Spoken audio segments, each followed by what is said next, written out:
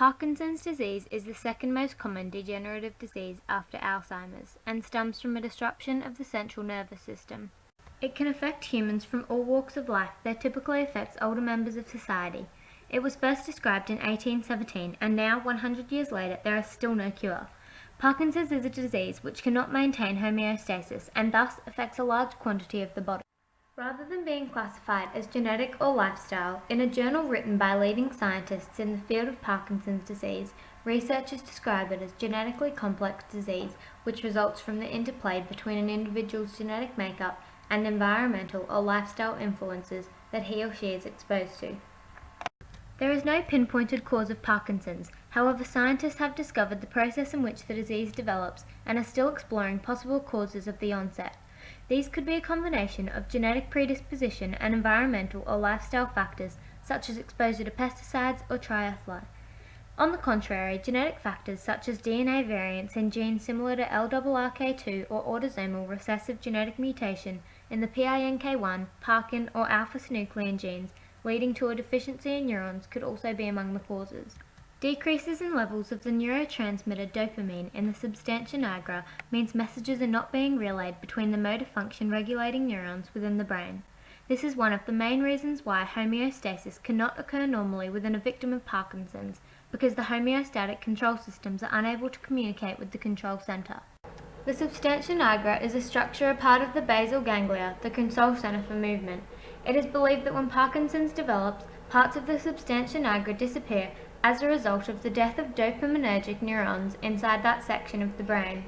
The cause of the decreasing dopamine levels is unclear because the exact function of alpha-synuclein inside the Lewy bodies of a dying neuron is unknown. If their function became known, scientists would be able to uncover why they develop, how to prevent them, and whether they are a cause or a result of the disease.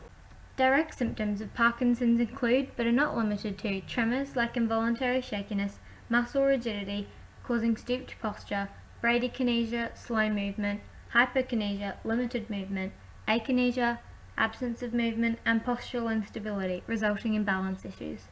All of the above clinical features of Parkinson's disease are the product of degenerative dopamine within the substantia nigra and physically occur as a result of the body not being able to carry out its method of homeostasis in the basal ganglia. The nigrostriatal pathway is the process which helps stimulate the cerebral cortex and initiate movement through sending electronic signals. Signals transfer from the pars compacta to the striatum via dopamine-rich neurons, then from the striatum to the pars reticular, and finally from the reticular to the thalamus. As the control center for movement, when neurons inside the substantia nigra pars compacta die, the victim may be left in a low movement or hypokinetic state. Homeostasis is the physiological constancy of the body despite external fluctuations. It controls and balances a person through the work of homeostatic control systems, equaling out and adapting to changes in order to maintain correct bodily function. These control systems have three functional components: a receptor to detect change, a control center to process the information, and an effector to carry out the appropriate response. An example of these homeostatic control systems is the connection between the eye and the arm. If a ball is being tossed, the cone cells in the eye will see the ball and relay the messages to the brain, therefore being the receptor. The brain, being the control center, will then process this information and provoke the next movement. The brain then sends a signal to the muscle cells in the arm with a message to catch the ball, and the arm will essentially react. Increased concentrations of brain iron have been established within the degenerating substantia nigra, and although the source of this iron increase is unknown, scientists have identified a variety of changes in iron homeostasis because of it. Mitochondrial defects are also associated with the pathogenesis of Parkinson's disease, in which a compromised iron transport through homeostasis leads to its accumulation, contributing to the formation of alpha-synuclein aggregates found in Lewy bodies. It is assumed that dysregulation of iron homeostasis in dopaminergic neurons through iron regulatory proteins could be the result of increased oxidative stress, and due to the imbalance between neurotransmitters and dopamine, the messages between homeostatic units is slowed. James Parkinson was the first to describe Parkinson's disease, which he called shaking palsy, in his 1817 monograph Essay on the Shaking Palsy. Following Parkinson's publication, Professor Charcot led the way for treatment of Parkinson's disease, with his intern Udenstein introducing a pharmacotherapy called belladonna alkaloids in 1867. Whilst belladonna was effective for controlling tremors, its deadly nightshade plant origin meant that the treatment was of high toxicity, leading to a number of overdoses. Charcot also held vibratory therapy sessions in a vibratory chair after observing that patients who had come back from carriage rides and horse riding showed a decline in severity of symptoms. Throughout the next century, development of a number of symptom-reducing anticholinergic agents were made and administered. After the synthesization of dopamine in 1910, P. Holtz discovered the benefits of levodopa before officially using it as a treatment for Parkinson's in 1961. Today, levodopa is the most common treatment available for remissions of symptoms. Unlike dopamine, levodopa can cross the blood-brain barrier into the nervous system with the help of transport proteins. Once inside the brain, the levodopa can be converted into dopamine by dopa decarboxylase, resulting in an increase in dopamine levels within the brain. The downside to this treatment is that it wears off within 5 to 10 years and can cause side effects such as vomiting, hallucinations, and uncontrolled movements. Levodopa is administered with the co-treatment drug of carbidopa, for if it were left alone, further enzymes could metabolize it into other catecholamines like epinephrine, causing bad side effects. Essentially, carbidopa is a dopa decarboxylase inhibitor, which allows lower doses and higher concentrations of levodopa to be administered to a patient. Other current strategies for treating symptoms of Parkinson's are stimulation of dopamine receptors in order to trick the brain into thinking there's more dopamine than there actually is.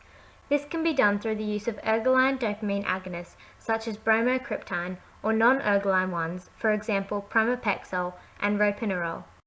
Moreover, in deep brain stimulation, neurotransmitting devices are implanted into a patient, counteracting aberrant signaling in Parkinson's. This method works by disrupting the physiological impulses that cause distorted movement and in turn decreases involuntary movement, improves debilitating problems, and alleviates overall symptoms. In September 2016, ABC News ran an article on a trial for treatment of Parkinson's disease at the Royal Melbourne Hospital, which was the first of its kind. In the hopes that dopamine levels would increase, researchers successfully injected millions of stem cells into a 64-year-old's brain. However, despite this breakthrough for Parkinson's treatment, developments are of course slow, taking months to reach the point that the trial is at now. The limitations of this operational method are that it can be timely, costly, and potentially dangerous for the patient. One researcher stated, "The challenge was to do it in a way that you minimize the number of times you pass your instrument through the brain to minimize the damage." This new possible treatment for curing Parkinson's rides on the hopes that bringing stem cells into the brain would return homeostasis to normal by equalizing levels of iron and dopamine. Another development was through the first study on mice to provide direct evidence of a link between gut microbes and Parkinson's disease. Antibiotics reduced symptoms in the genetically predisposed mice, while fecal transplants from people who had Parkinson's disease increased symptoms in the mice. Dr. Sars Mazmanian of the Californian Institute of Technology stated, "This research reveals a neurodegenerative disease may have its origins in the gut and not only in the brain as had been previously thought." Finally, Parkinson's can be caused as a result of lifestyle or genetic factors or a combination of the two. Homeostasis cannot currently occur within an individual who has Parkinson's disease. However, once the relationship between the two is uncovered, it will be a matter of time before normal homeostasis can return. Whilst there is no known cure, neuroscientists will continue to develop treatments for symptoms and in turn will possibly make a breakthrough on finding a cure to this degenerative neurological